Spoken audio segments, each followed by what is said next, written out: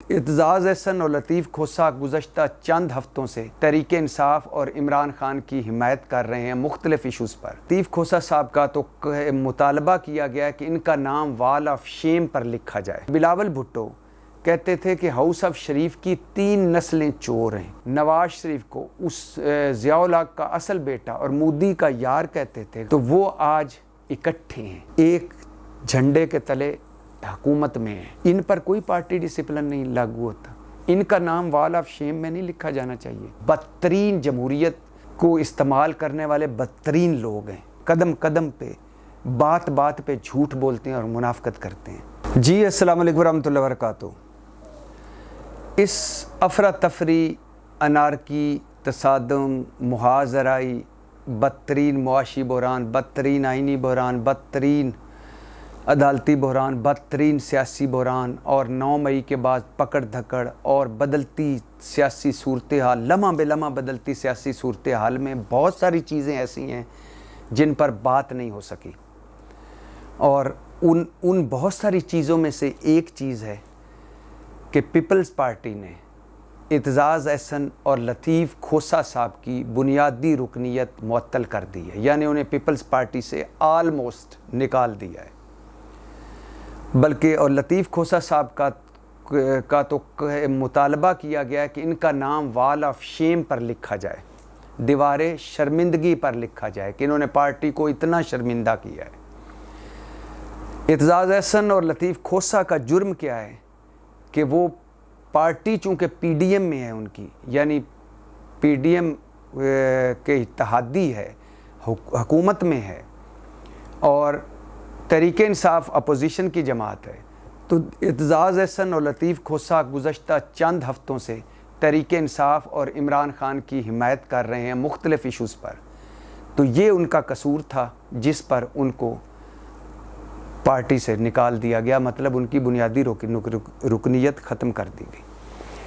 اب اس پر میں نے بڑا سوچا، اور میرے سامنے اس سے پہلے مصطفیٰ نواز کھوکھر بھی تھے جنہوں نے چند بیان دیے، اور پارٹی نے کہا کہ انہوں نے یہ پارٹی ڈسپلن کے خلاف بیان ہے، اور انہوں نے چند بیانات وہ دیے تھے جس میں انہوں نے عمران خان اور تحریک انصاف کی مختلف ایشوز پر حمایت کی تھی۔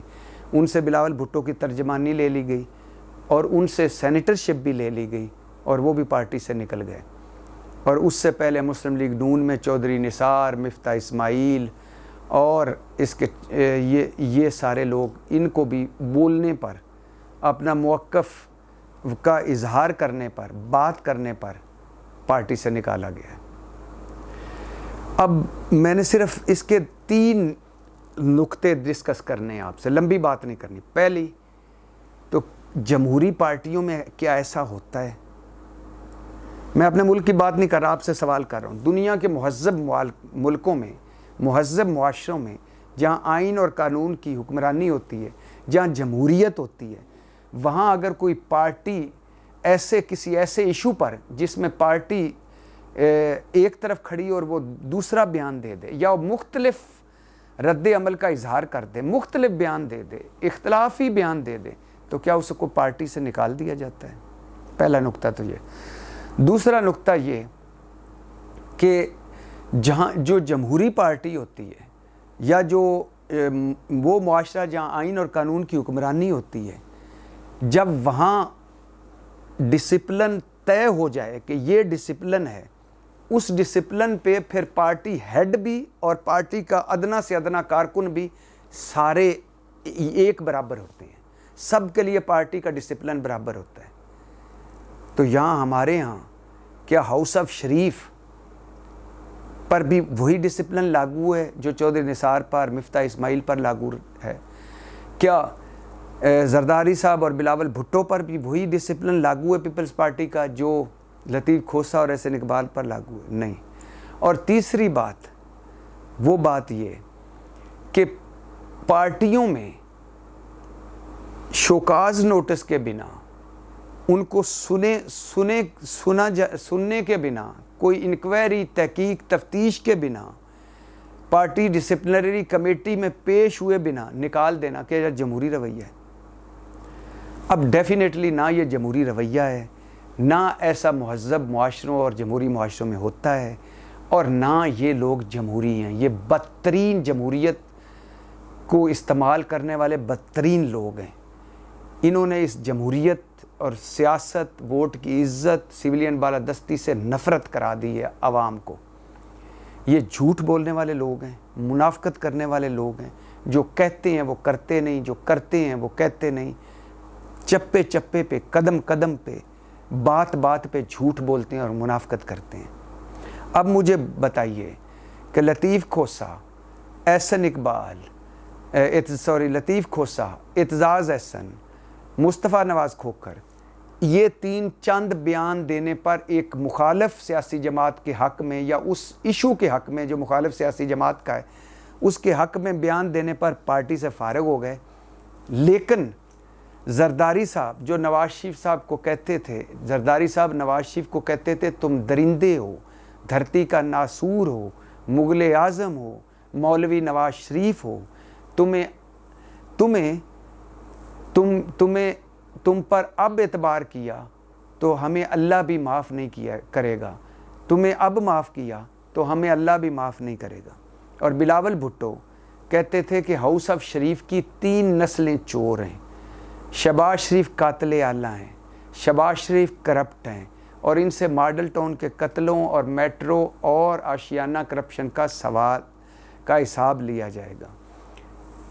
تو وہ زرداری صاحب، وہ بلاول بھٹو جو کل تک نواز شریف کو اس ضیاء الحق کا اصل بیٹا اور مودی کا یار کہتے تھے، غدار کہتے تھے، راہ کا ایجنٹ کہتے تھے، جاتی عمرہ کا مجیب الرحمان کہتے تھے، گریٹر پنجاب بنانے والا کہتے تھے، یعنی ملک توڑنے والا، تو وہ آج اکٹھے ہیں، ایک جھنڈے کے تلے حکومت میں ہیں۔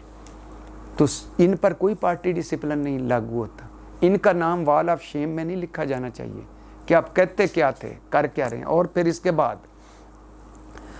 بعد شہباز شریف کیا کہتے تھے؟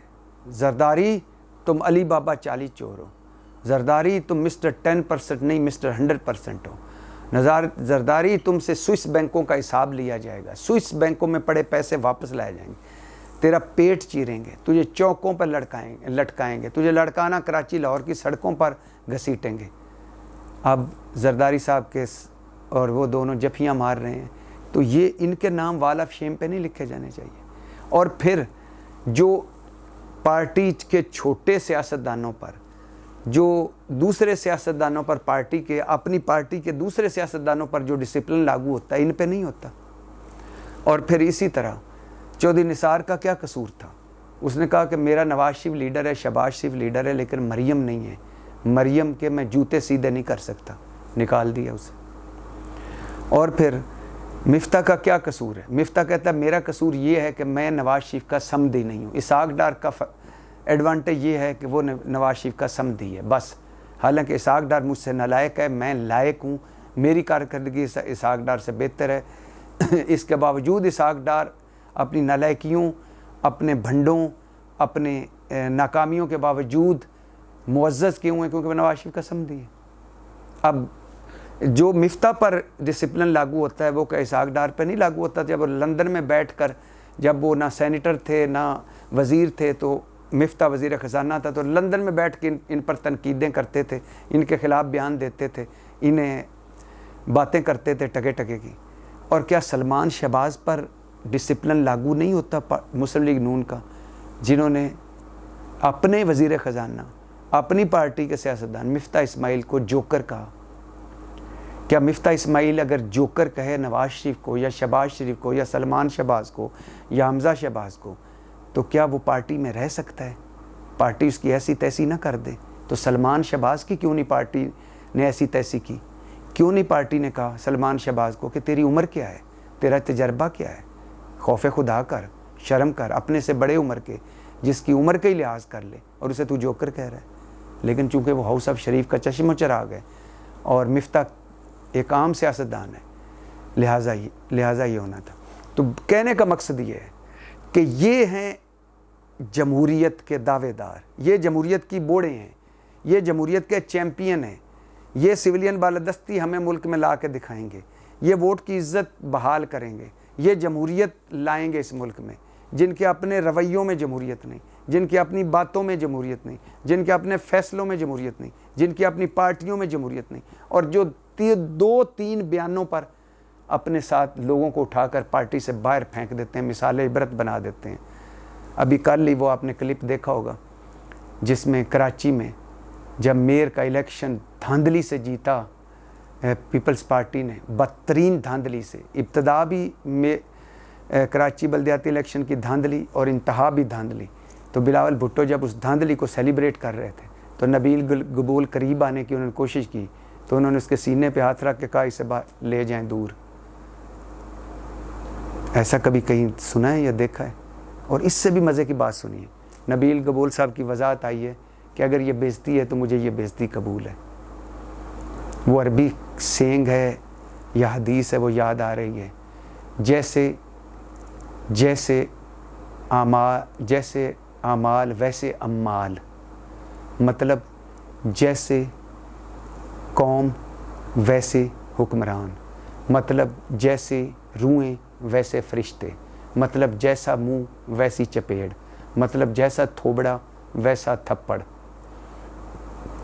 ایک طرف اگر وہ ڈکٹیٹرز ہیں، وہ سویلین ڈکٹیٹرز ہیں، اور وہ کسی کا ایک بیان بھی معاف نہیں کرتے، تو دوسری طرف اس طرح کے غلام ہیں، جن کے اندر غلامی اتنی بھری جا چکی ہے کہ وہ کہتے ہیں کہ اگر کوئی بے عزتی بھی ہوئی ہے تو وہ قبول ہے۔ پاکستان زندہ باد۔